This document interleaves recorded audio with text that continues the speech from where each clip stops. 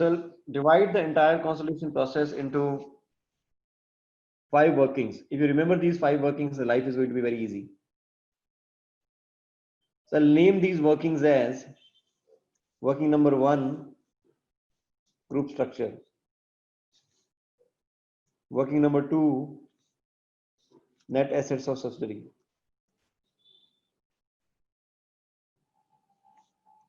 Working number 3, calculation of goodwill.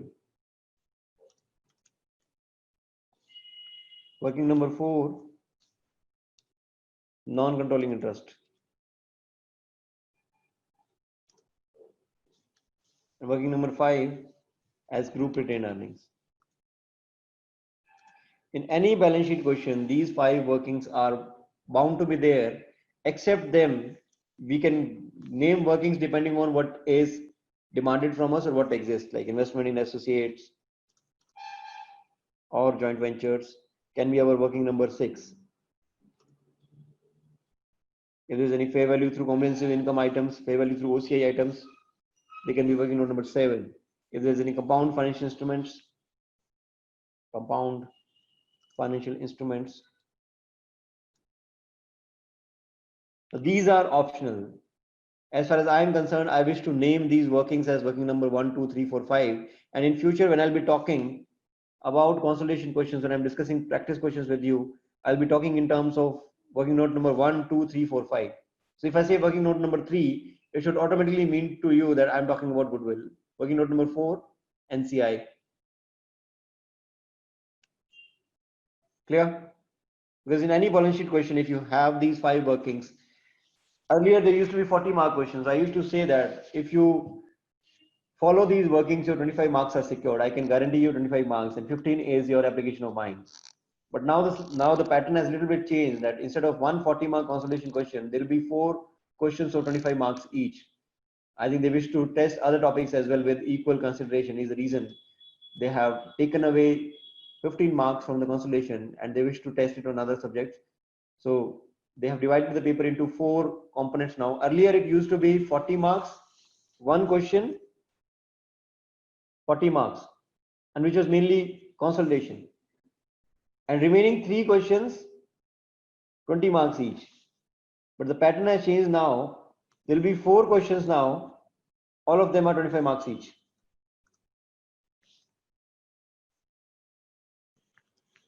So earlier this used to be a game changer but this used to be a burden also for people who were not able to understand consolidation process, were not able to identify how consolidation actually happens, or were not very much aware of the concepts. This was a burden for them.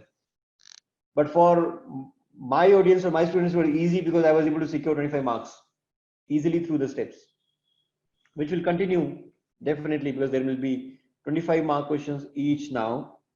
And if they had known other topics, it was difficult to pass the paper if someone is not aware of consolidation and if they had knowledge of other standards. But now this will be easier now if you have knowledge of other standards, and even if you know consolidation. Now the passing is becoming easier now with the introduction of 4 questions. It will be easy because if someone who was not well versed with consolidation was at the receiving end, but now if someone is not very good at it but is able to manage, then they can easily pass. But our intention is not to pass, so will not get into this. And I am never an advocate of passing. I always believe that you should always think about marks between 50 and 100, how many you wish to achieve. Never think about failing. And it is not possible that you'll fail if you are clear with your concepts. It's not at all possible. If you've done a little bit of practice and if you're clear with your concepts, no one can be below 50. I cannot even imagine it. So this has also helped me to show the pattern. Now working note number 1, group structure.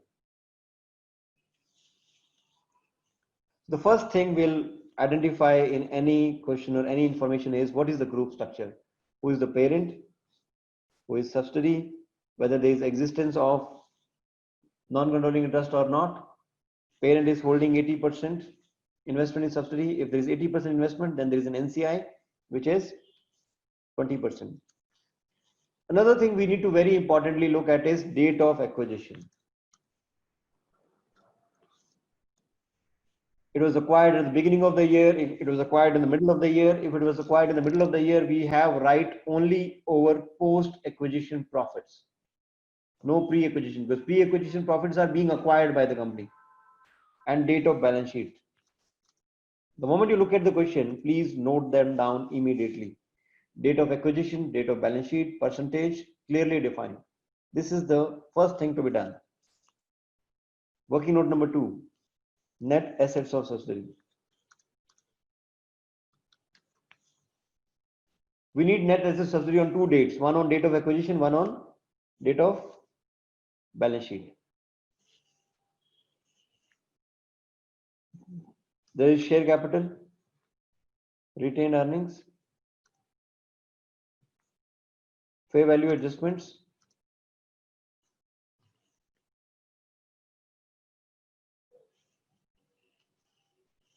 land,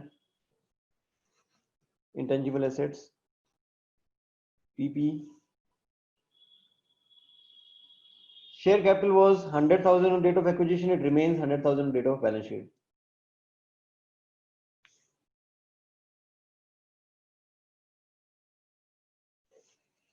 And if there is issue of shares, the information provided to you in most of the cases will be including those issue of shares. Retained earnings position on date of acquisition was 40,000, but by the end of the year now it is 60,000. Land on the date of acquisition was higher. So the information about fair value adjustments will be like this. On the date of acquisition, the fair value of land was higher by 20,000, PP by 25,000, with remaining life of 5 years. Intangible assets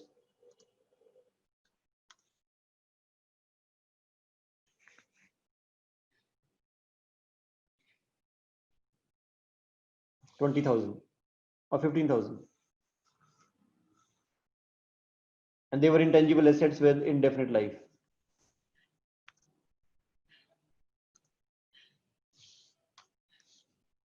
So what all values will include? So whatever is the value of the land in the financial statements, whatever is the existing value is already included as part of net assets. What is not yet included, if you remember, we are here taking care of net assets of subsidiary. Net assets means assets minus liabilities is representing net assets. We are trying to calculate the value of net assets of subsidiary. So if there is any fair value of land which is not included as part of the land, means which is not included as part of net assets as well. So only the increased portion is not included as part of net assets. So fair value of land was higher by 20,000. So the IFRS 3 business combination requires that we need to fair value the net assets of subsidiary on the date of acquisition. There's another requirement that we also need to include contingent consideration. Contingent consideration that I'll discuss as part of acquisition, not as part of net assets of subsidiary. It is a liability to be shown as part of parent. I'll discuss about it. Land was higher by 20,000. What will be the value on the date of balance sheet?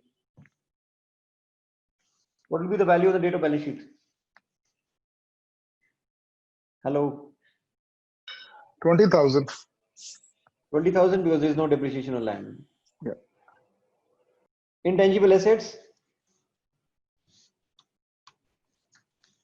Because it is indefinite life, it is subject to testing for impairment, but no amortization. 15,000. PP 25,000. What is the value of the date of balance sheet?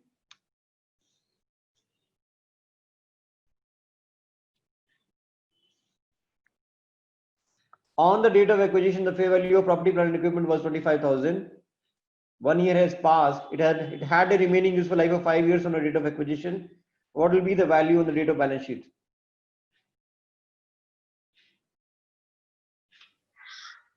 20,000. 20,000. Because it has suffered 5,000 depreciation. So these are the things you need to take care of when you're doing consolidation process questions. That in net assets or subsidiary, we'll be dealing with share capital, it remains the same, retained earnings, there's an increase.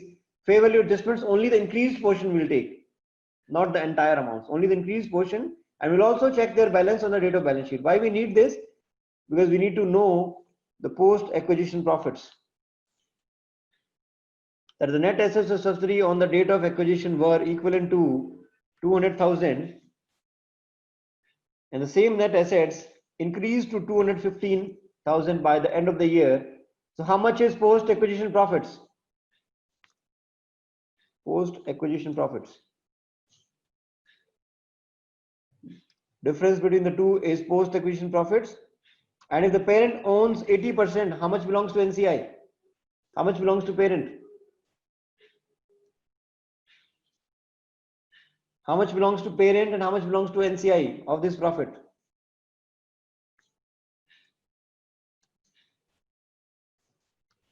%80 of this profit belongs to parent and 20% of this profit belongs to NCI. Where will need this information to be included? If you remember, we need to calculate non-controlling interest. So we'll include share of profit of NCI in the valuation of non-controlling interest. In group retained earnings, that is profit for the year of the group, will be including. So whatever is the share of profit from subsidiary will be included as part of group retained earnings. 12,000 will be included as part of group retained earnings. I'm writing here working note number 5.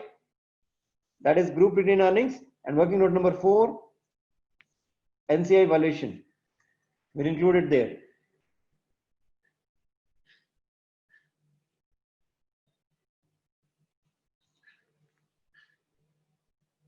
The third thing is calculation of goodwill.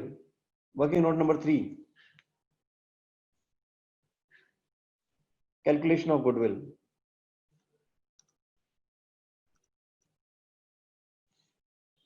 Now, before I begin, I should make clear that valuation of goodwill is dependent on valuation of NCI,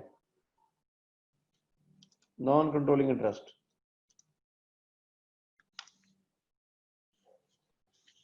Valuation of NCI determines valuation of goodwill because there is a choice that if non-controlling interest is valued on fair value, then goodwill is belonging to parent plus NCI. So there are two things.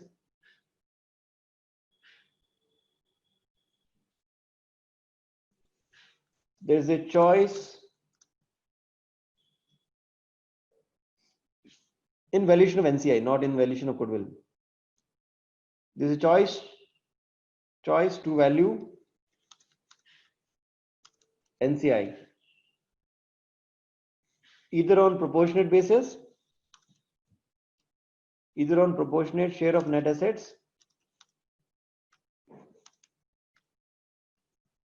or fair value basis. Now, if you are valuing NCI on proportionate share of net assets, it is known as partial goodwill. NCI on proportionate basis. Goodwill belongs to parent only and also known as partial goodwill. NCI is valued on fair value basis, NCI on fair value basis, then goodwill is known as goodwill belongs to parent plus NCI.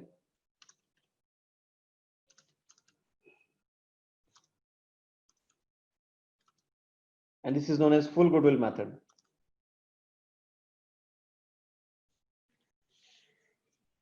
Under IFRS, we use pooling of interest method to value goodwill. Sorry, we do not use pooling of interest method nowadays. We use purchase goodwill method. So this is known as purchased goodwill method. We used to use pooling of interest method earlier, and nowadays we use purchase goodwill method. Pooling of interest method simply meant that there was no fair valuation of net assets of NCA. It was directly compared with, the consideration was directly compared with the book values, and whatever was the difference was recorded as part of goodwill, and was subject to an impairment of 40 years in US. this is going away, the pooling of interest is going away, and we only have one method.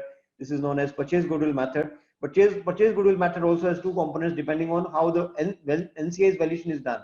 If NCA is valued at fair value, the goodwill is known as full goodwill. If NCA is valued at proportionate share of net assets, it is known as partial goodwill. Let's see what is the difference,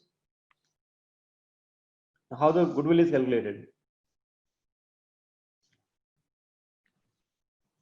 Fair value of consideration. Consideration means how we are going to purchase this entity. It can be purchased through cash, it can be purchased through share exchange.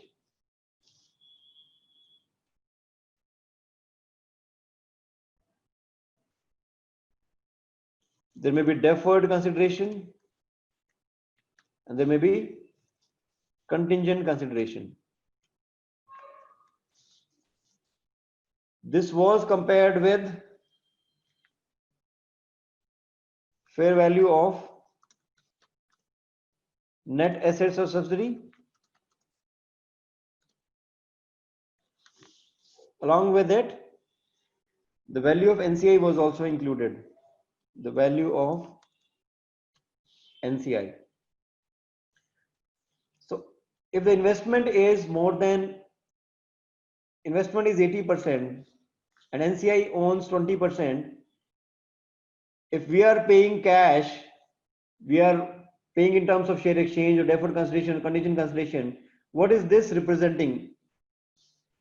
This is representing 80%. The total payment towards acquiring this company is representing 80%.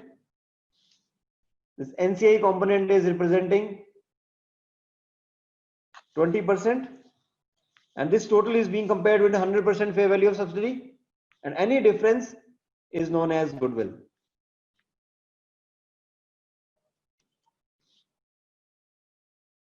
Suppose in acquiring this firm, there is a cash payment of 80,000. There could be share exchanges. I've written all the 4 examples purposely that there may be share exchange as well. Share exchange means you're acquiring shares in subsidiary, that for every 2 shares acquired in subsidiary, 1 share of the parent will be issued. For every 2 share acquired, 1 share of parent will be issued. And if the fair value of parent share is, now depending on how many shares are issued, suppose this is 100,000 shares, 80,000 shares acquired. How much was the share capital? 80,000. 80% shares. 80% shares means 80,000 shares acquired. For every 2 shares or for every 4 share acquired, for every 4 shares acquired, 1 share of parent will be issued. That means 80,000 divided by 4 into 1, 20,000 of shares of parent will be issued, and if the fair value of parent share is 20, then the total value in terms of share exchange will be 40,000. Did you get this? That if a parent is acquiring shares in a subsidiary, for the number of shares acquired in subsidiary, if parent, instead of paying cash, if they issue their own shares, there is a fair value of share of a parent in the market. So whatever is the number of shares issued by parent, whatever is the fair value of those shares in the market becomes the part of consideration to be paid to subsidiaries owners. Whosoever are selling their shares, it becomes as part of consideration. So 80,000 paid as in the form of cash, 40,000 in terms of shares, deferred consideration. Deferred consideration means that 50,000 will pay after 3 years. 50,000 to be paid after 3 years. So I believe that the present value of 50,000, which is to be paid after 3 years, today is equivalent to 32,000. Just an assumption.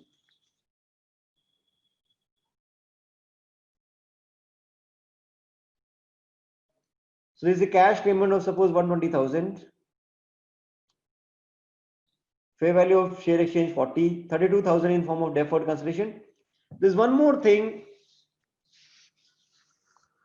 of IFRS 3 business combinations. Now, when one company is acquiring another entity, the party which is selling themselves, they boast off a lot about them. They say that you need to pay us this much of money because our profits will be this much, or our revenue is going to be very high in the next 3 years. We are going to grow at an exponential pace. So the buyer is also smart. Buyer says that if the revenues reaches this point, we'll pay you additional money. If the profits reach this point, we'll pay you additional money. Whatever you are promising or whatever you're over promising, let's attach a contingent consideration to it. That if the target or if the sayings which you are telling about the growth of the company, they become true, we'll pay you more money. So they may say that we'll pay you 1 lakh more if it happens.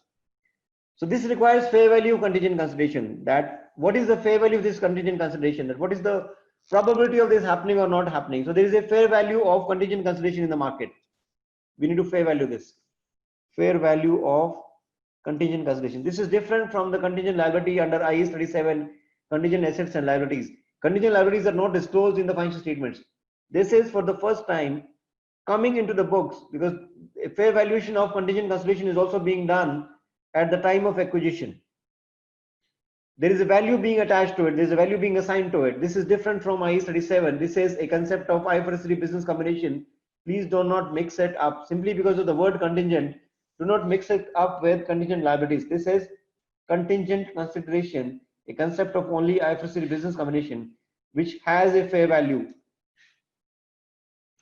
So the fair value of the contingent consideration is, suppose, 43,000. So what is the total consideration being paid by the parent? Total consideration being paid by the parent to acquire 80% shares. Total consideration being paid by the parent to acquire is 120 plus 40 plus 32 plus 43.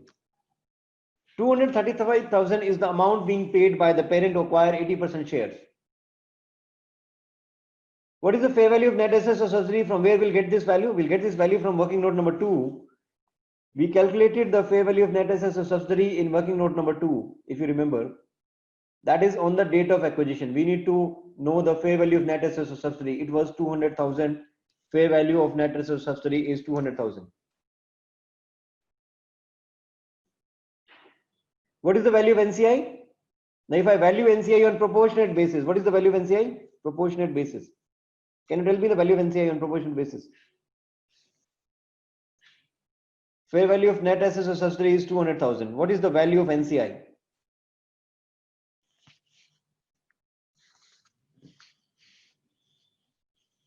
What is the value of NCI?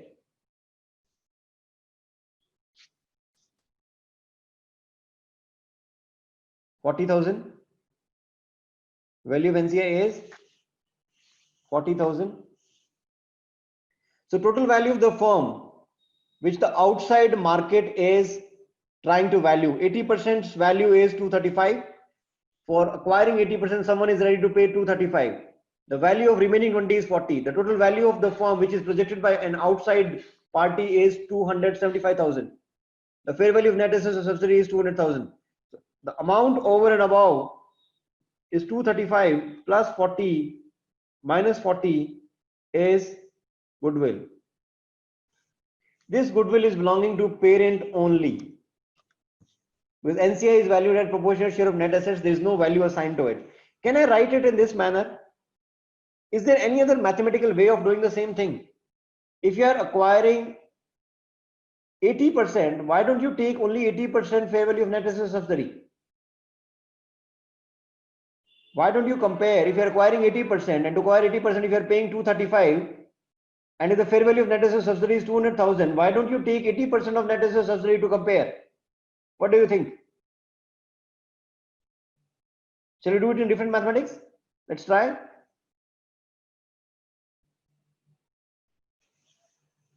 Fair value of consideration to acquire 80%. 235,000. Fair value of net assets acquired. How many net assets acquired? 80% into 200,000, 160,000. How much is goodwill?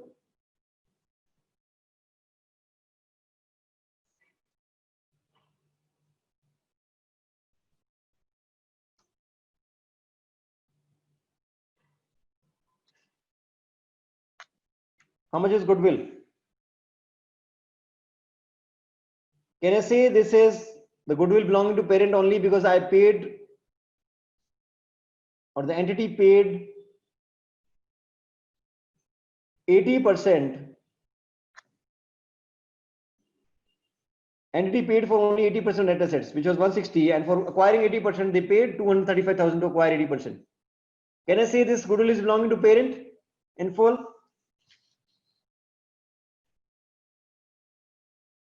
Earlier, there was no choice to value goodwill. There was only one method, which was proportionate. NCA was valued on proportionate basis. So some of the accountants argued that this is not a fair way of presentation. There should be a choice that NCI should be valued on fair value basis. If NCI is being valued on proportionate basis, it is not fairer. We want to assign goodwill to NCI as well. So this was the method we used to do earlier. So our mathematical calculation also used to be this. So before IFRS 10 or before this choice was introduced in IFRS 3 business combination, our mathematical calculation used to be this, that we used to compare the fair value of consideration with fair value of net assets acquired with 80%, and we used to record goodwill. That's it. Our job was over. But since there was a choice introduced, so what is the manner of presentation? The manner of presentation changed to inclusion of fair value of consideration. Instead of fair value of net assets acquired, it used to be, it started getting converted into fair value of net assets subsidiary, and this line was included 20% value of NCI. If you see net, it is indirectly 160 only. 160 is being compared with 235 indirectly. 160 is being compared with 235. This used to be the manner of presentation earlier, but this is the new manner of presentation wherein we record. What is the new manner of presentation? New manner of presentation is fair value of consideration. We include value of NCI in it. And instead of comparing with only 80%, we compare fair value of net assets of subsidiary. What difference does it make? Fair value of consideration is 235,000. Value of NCI on proportionate basis is 40,000. We just calculated 40,000. And fair value of 100% subsidiary is, instead of just taking into account 80% subsidiary, we are saying full value of 100% subsidiary, that is 200,000. The goodwill is, so this is simply a different mathematics because the manner of presentation has changed to include value of NCI on proportional basis. This is how we value NCI belonging to parent only when the value of NCI is done on proportionate basis. When NCI is valued on proportionate basis. What will change? What will change if NCI is valued on fair value basis? Only this one single line will change.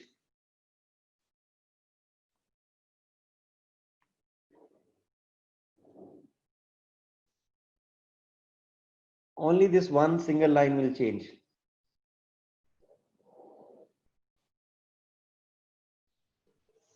NCI valued on fair value basis. Fair value basis. There are 20,000 shares of NCI. 20,000 shares of NCI. And fair value of share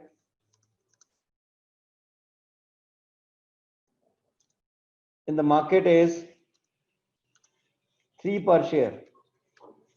What is the value of NCI now? 60,000. What difference will it make? The goodwill amount has increased from 75 to 95. So if you notice here, only one line changed and which impacted goodwill. So that's why I say that valuation of NCI determines valuation of goodwill. Did you notice? Valuation of NCI determines valuation of goodwill, and this goodwill is known as full goodwill. This is belonging to parent plus NCI. Parent plus NCI. Did you get the difference between the two? If NCI is valued on fair value basis, the goodwill calculated is known as full goodwill. It is belonging to parent plus NCI. If NCI is valued on proportionate basis, the goodwill calculated is belonging to parent only, and I have proved this by showing this calculation that it is belonging to parent only. I've shown the mathematics. Is there any doubt in this? So you need to, from exam point of view, you need to be careful about, the examiner will tell you it is company policy to value NCI on proportionate basis or on fair value basis. If the question is silent about policy, and if the fair value of share is given, value NCI on fair value basis. If the fair value of share is not given,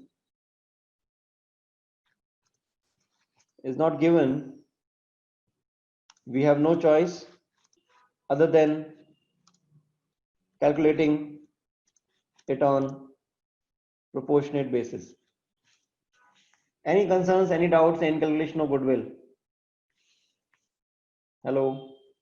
Anyone having any doubt in understanding these fair value consideration parts, cash, share exchange, deferred consideration of fair value contingent consideration? Hope this is clear, but this is the crux of the thing. This is the main thing wherein people get stuck, and if you understand this, you almost calculation of goodwill is clear, and even the consolidation component, which is complex, is clear. Please share if there's anyone. Akash, what do you mean by your question? In what cases separate methods are used? Means what? It's a company policy. If you wish to value your NCA on proportionate basis, you use. It's a company policy. That's what I said. That if you wish to use valuation of NCA on proportionate basis, you choose that. If you wish to value your NCA on market value, to include goodwill amount, to inflate the goodwill amount, because if you include market value, your goodwill amount also gets increased because of it. But it is subject to more impairment as well. So it has both its benefits and effects. So goodwill amount will be higher. If you wish to show your goodwill higher, then you use fair value model for NCI. But if you do not wish to inflate the goodwill, you only wish to show the goodwill of parent only in the consolidated results, you do not wish to show the goodwill of NCI, then you choose proportionate share of net assets for valuation of NCI. Is this clear, Akash? What is the status with others? Akash, Bhanu, Birpal, Hema, Manoj, Uday, Pankaj, Sapna. So Kshitij, we do not calculate the fair value of contingent consideration. We involve a valuer to value it. We as accountants simply include that value as part of our calculation. And at the end of the year, now on the date of acquisition, you have calculated fair value contingent consideration as 43,000. Fair value contingent consideration on date of acquisition. So you'll notice that the balance sheet provided to you do not have this line even. The balance sheet provided to you will not have this line as part of parent's books. So this is kind of a liability of the parent. Liability of the parent. So notice that either this is included as contingent consideration 43,000 as part of their balance sheet, or either it is not included. If it is not included, you need to include it on the date of acquisition. Now on the date of balance sheet, we need to fair value again. On the date of balance sheet, the fair value of contingent consideration may turn out to be 51,000. Fair value contingent consideration. So we'll increase the amount of fair value contingent consideration in the balance sheet to 51,000, and the difference of 8,000 difference of 8,000 is charged to working note number 5, group retained earnings.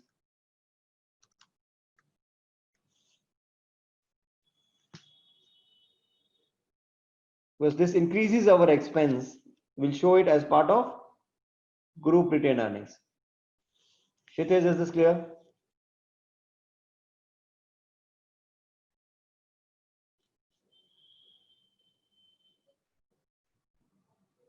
Hello, Kshitij.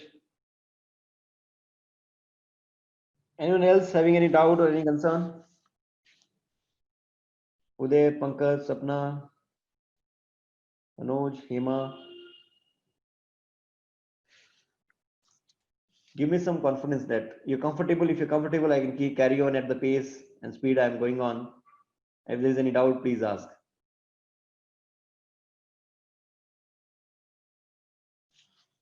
Because when there is no reply, either it is understood very well or either there's some confusion. So you wait for the chapter to get over, study on your own, and then you wish to come back. That day will never come. Please don't get into this. That day will never come that you get time to go through it and then you'll come back and then you'll ask those queries. If there's any query, please ask it immediately. Okay, thank you. This is one of my favorite topic. Everything is very scientific and smooth.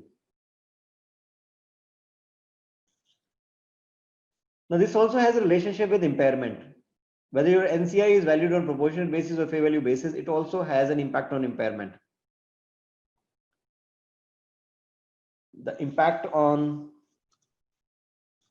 impairment of valuation of NCI.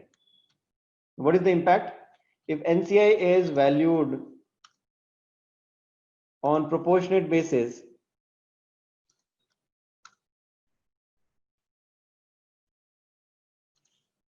the goodwill calculated is belonging to parent only, is belonging to parent only. So how do we test for impairment? If the goodwill is representing, if the goodwill is representing only parent share, how do we test it? Now the goodwill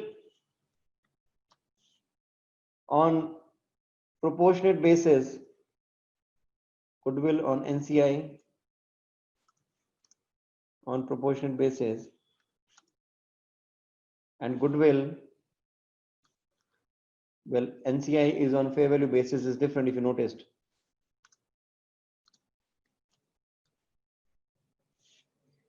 Goodwill when NCI is on proportionate basis is equivalent to 75,000. But when goodwill when NCI is on fair value basis is equivalent to 95,000. And if we have to test it for impairment, we have to make an adjustment to goodwill.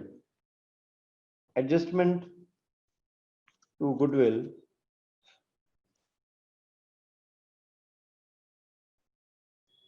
and calculate notional goodwill to represent 100%. So this 75,000 is representing 80%. To make it 100%, we calculate notional goodwill. So notional goodwill representing 100% is 93750. This will be the amount included as part of recoverable amount of the asset. If we are trying to know the recoverable amount of a CGU or the goodwill to be included as part of the entity, if we are trying to know the recoverable amount, if it gets impaired, if you remember IAS 36 impairment of assets, the synergies of business combination, the goodwill so calculated is divided onto all the units which are going to get benefited from the synergies of business combination. And the order of impairment was that if goodwill exists, we'll first impair goodwill in full and then on pro rata basis to remaining assets. If it is without goodwill, then there wouldn't have been any problem. But if there is a CGU with goodwill, then we need to allocate goodwill to that CGU. And first we'll eliminate goodwill on impairment and any further impairment on pro rata basis. Now, when we are trying to compare this goodwill with recoverable amount, we need to include the notional goodwill. We cannot include directly goodwill of 75,000. We need to include 93,750. This becomes part of net assets of that entity, and this gets compared with recoverable amount. The net assets of that entity, how much is the fair value of net assets of the parent or of that CGU to which this goodwill is allocated, whatever is the value of the net assets, that value of net assets is being compared with the recoverable amount, and any impairment is charged to parent. How it charged? Impairment loss.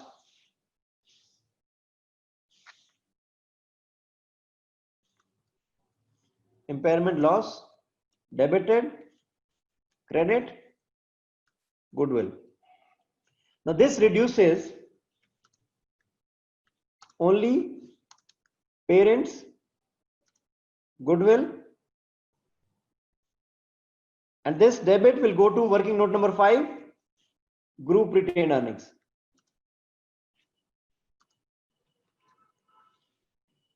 Now I assume that goodwill is impaired by 26,000. What will be the entry? Include 26,000 as part of group retained earnings, working note number 5, debit, credit goodwill by 26,000. The balance of goodwill remaining in the balance sheet will be 75,000 minus 26,000 because it is belonging to parent only. This is how we'll calculate notional goodwill when we have calculated value of NCI in proportionate basis. This notional goodwill is for the sake of comparison with recoverable amount. For comparison with recoverable amount, because recoverable amount is representing 100%, so we need to compare the 100% notional goodwill. What is the recoverable amount comparing with the 100% notional goodwill? How much will be allocated to goodwill? So if it is impaired by 26,000, we'll charge directly all the 26,000 to working note number 5 to parents' goodwill, and goodwill gets reduced. What if NCI is valued on fair value basis and goodwill gets impaired by 26,000?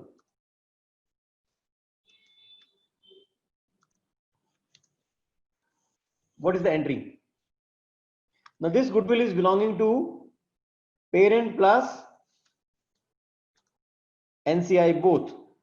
So it will be impacting working note number 5 as well as NCI. So what will be the entry?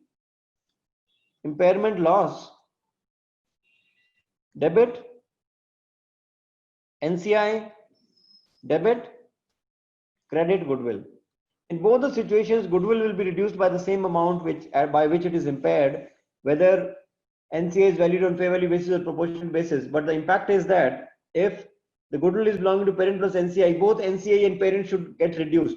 So impairment loss, 80% of this 26,000 will be borne by the parent, and 20% of this 26,000 will be borne by NCI. So this 50 to 100 will be reduced from working note number 4, calculation of NCI, and this 20,800 will be reduced from working note number 5, group retained earnings. Is this clear? So when I'm calculating working note number 4, so this is the calculation of working note number 3, calculation of goodwill or proportionate basis or fair value basis. Hope this is clear. Working note number 4 is non-controlling interest. Now whatever your choice, it will be value of NCI on date of acquisition plus share of profit of NCI, share of profit of NCI minus impairment of goodwill. Now this is only applicable when we value NCA on fair value basis. This will not be applicable when NCA is valued on proportion basis. This impairment of goodwill is only applicable when NCA is valued on value of NCA on date of acquisition on fair value basis. If NCA is valued on proportionate basis, then this will not come into picture. If NCA is valued on proportionate basis, then it will be directly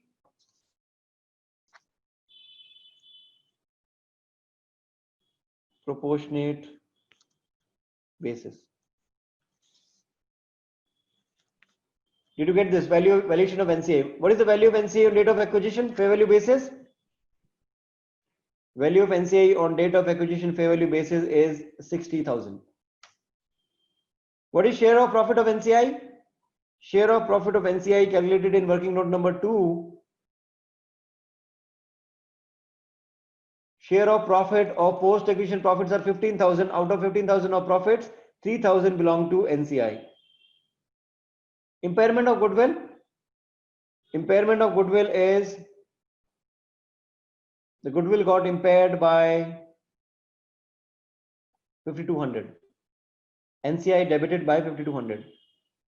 So the value of NCI to be presented in the balance sheet, this is on date of balance sheet. This is date of balance sheet figure. The value of NCI to be included in the balance sheet is equal to 60,000 plus 3,000 minus 5,200 is the amount to be included in the balance sheet in the form of NCI. But if NCI is valued on proportionate basis, then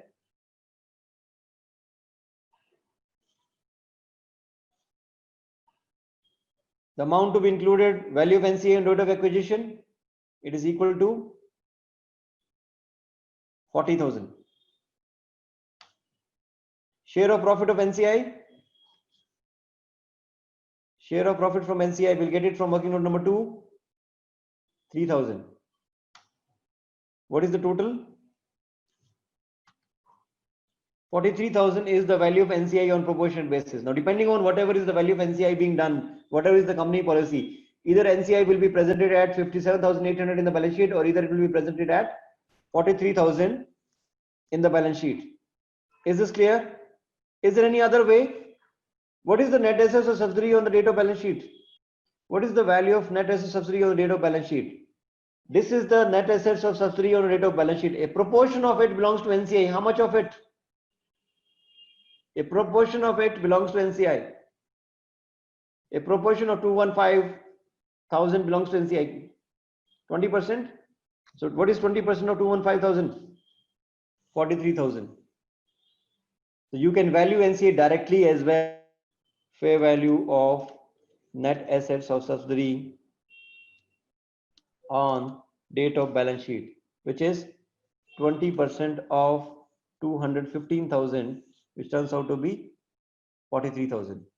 So if NCA is valued on proportionate basis, you have a choice that you can present it systematically, like we did, like value of NCA plus share of profit, or you can directly apply the percentage to the date of balance sheet figure, you'll get the same amount.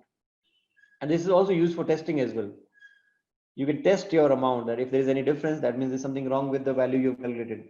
If it is not exactly 43,000, there is something wrong with the fair value of net assets of subsidiary so calculated. So this is the total balance. 20% of it belongs to NCI, and if you're valuing NCI, working note number 4 for date of balance sheet amount, it should match. Is this clear? Now, can I confidently say that I know how to calculate goodwill? I also know how to impair goodwill. I know that there are two types of goodwill. One, goodwill will be dependent on if NCA is valued on fair value basis. If NCA is valued on proportionate share of net assets basis, goodwill is different. And if there is any impairment, if the goodwill is partial goodwill, I'll only impair group retained earnings of parent only. But if the goodwill is belonging to parent plus NCI, and if there is an impairment, I'll charge impairment loss not only to the parent, working note number 5, group retained earnings, I'll also charge to NCI. Is this clear? Please share your thoughts. If there is any doubt, please, I'll repeat again.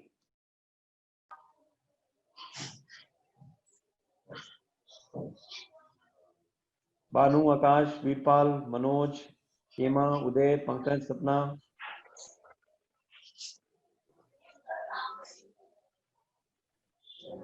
Manav.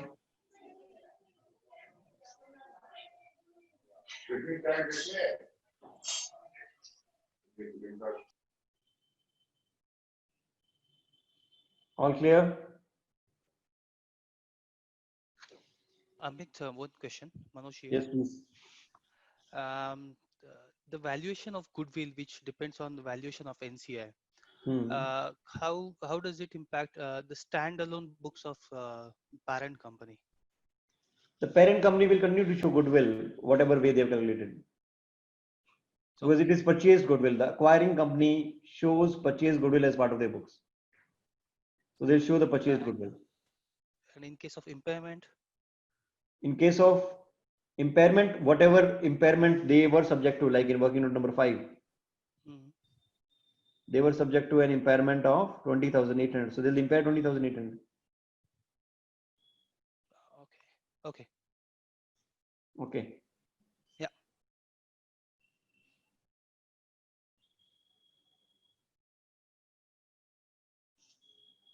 So that's why it is said that the goodwill is belonging to parent plus NCI.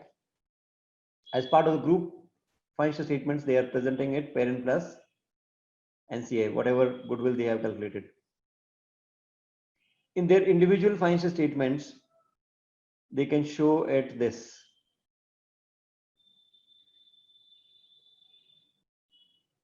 Because why this increases? In their individual financial statements, their goodwill will be what belongs to them, what they are paid for. They have acquired 80%. To acquire 80%, they paid this much. The difference is their goodwill. So in their standalone financial statements will be the goodwill belonging to them only. They cannot include NCI's goodwill as part of the standalone financial statements. Clear, Manoj? As part of group financials, it will be goodwill of parent plus NCI, but as part of standalone, NCI's goodwill cannot be presented as part of standalone. Earlier life was simple, that there was no concept of valuing NCI on fair value basis. This was introduced later. So we had only one way of presenting it, and life was simple that whatever we are presenting as part of group financial statements, we are presenting as part of standalone. So that's why this bifurcation, that this goodwill is belonging to parent plus NCI, this goodwill is belonging to parent only, parent plus NCI. That means the goodwill of 95,000 has a component of NCI. So if you're presenting your individual financial statements, NCI has no role in it. That is your balance sheet and your goodwill acquired. So you purchased a goodwill of only 75,000. This 20,000 additional goodwill is because of NCI's valuation from 40,000 to 60,000. Okay. Yeah. So can I say that, I mean, in standalone books, I mean, irrespective of our valuation methodology of NCI, for parent company, it will be always based on the Always based proportionality. on whatever they have acquired. Right. Yeah. Yeah. Yeah. So Okay. this is the summary is good. Yeah. Because it doesn't make sense. Logically, there's no sense of including NCI's goodwill as part of standalone financial statements of parent. How come? Yeah. Yeah. Isn't it? Yeah. Right. So among the 5 steps we have discussed, working note number 1, group structure, working note number 2, fair value of net assets or subsidy, working note number 3, calculation of goodwill, valuation of NCI on proportion basis or fair value basis, working note number 4, and value of NCI on date of acquisition and date of balance sheet. So this working note number 4 value is actually date of balance sheet value. Next comes group retained earnings. So working note number 5, why I've given these workings, so that when I discuss these practice questions with you, it becomes easier for you to understand what I'm talking about.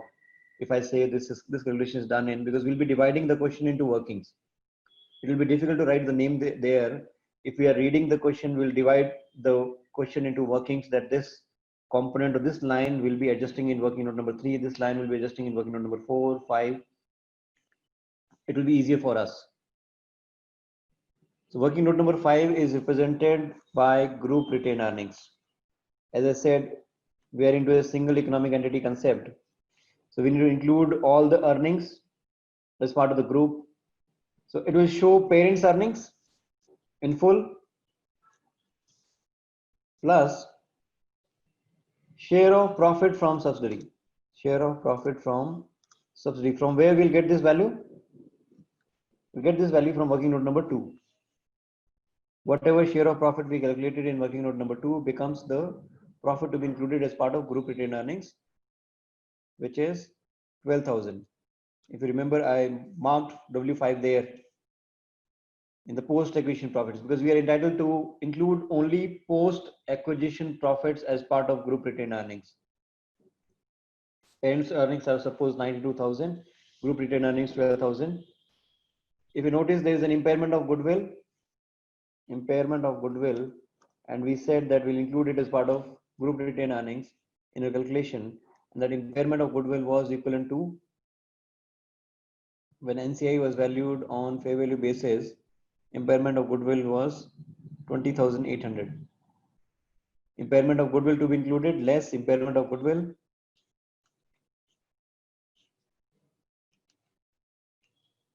Any depreciation? So post acquisition profits already have taken into account the depreciation, and we included only after adjustments the amount to be included as part of post acquisition profits. No depreciation relating to parent, which is already included. Anything else? Any share of profit from associate or joint venture will also be included. From associate or JV will also be included as part of group retained earnings.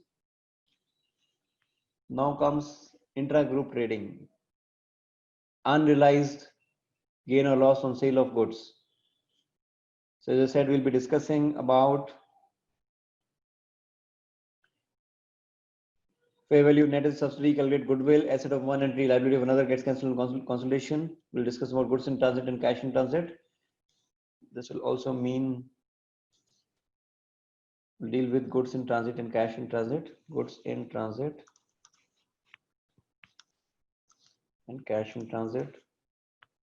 This will discuss. Eliminate intra-group transactions.